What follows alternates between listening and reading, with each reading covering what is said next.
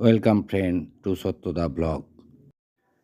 আগের পর্বে সোলাং ভ্যালির ঢোকার পরে শেষ করেছিলাম, এবার বিশদে দেখাচ্ছি।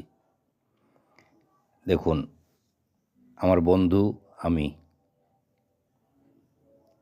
মেয়ের সাথে আমি,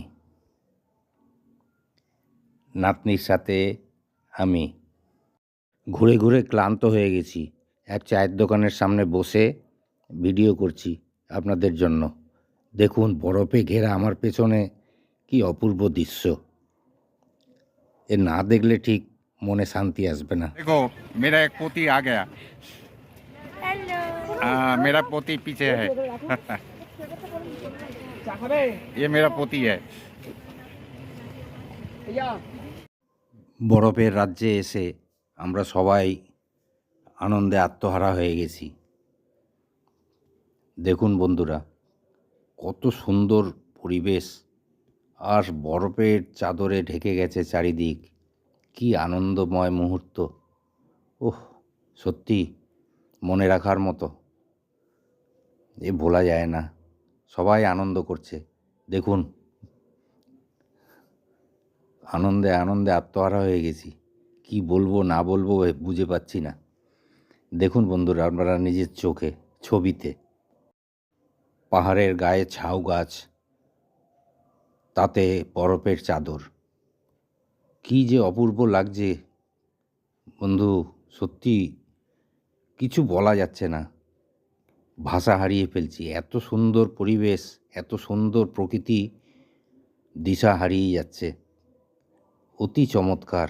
যেতে যেতে প্রকৃতির সুন্দর দৃশ্য ক্যামেরাবন্দি করছি। কিছুতেই মন মানে না, কি করি না করি। সবাই এখন একটু বিশ্রাম নিচ্ছি, চা পান করছি। এই যে নাতনিকে নিয়ে আদর করছি। এই অটল টানেল, এর ভেতর দিয়ে গেলাম, এর ভেতর দিয়ে এলাম। 11 কিলোমিটার লম্বা। চারিদিকে পাহাড়, বরফ, ইন্ডিয়ান ফ্ল্যাগ, প্রচুর গাড়ি, বরফের ছড়াছড়ি। ঘুরে চলে এলাম।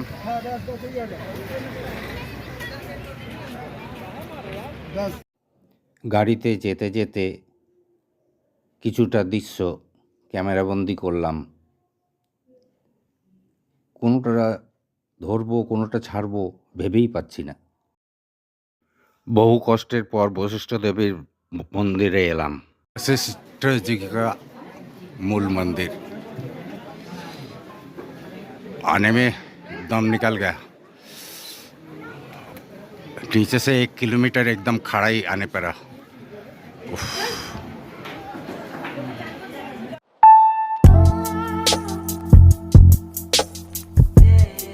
বশিষ্ঠজির মূল মন্দির, তার সামনে এক সাধুজি বসে আছেন। এখানে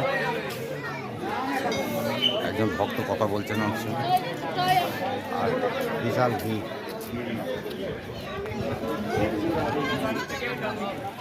পাহাড়ের উপরে কাঠের তৈরি পুরনো আমলের মন্দিরের যে দৃশ্য দেখছি, সত্যি আনন্দদায়ক। কত সুন্দর সুন্দর বিল্ডিং রয়েছে আশেপাশে। হোটেল ছেড়ে বেরিয়ে যাচ্ছি।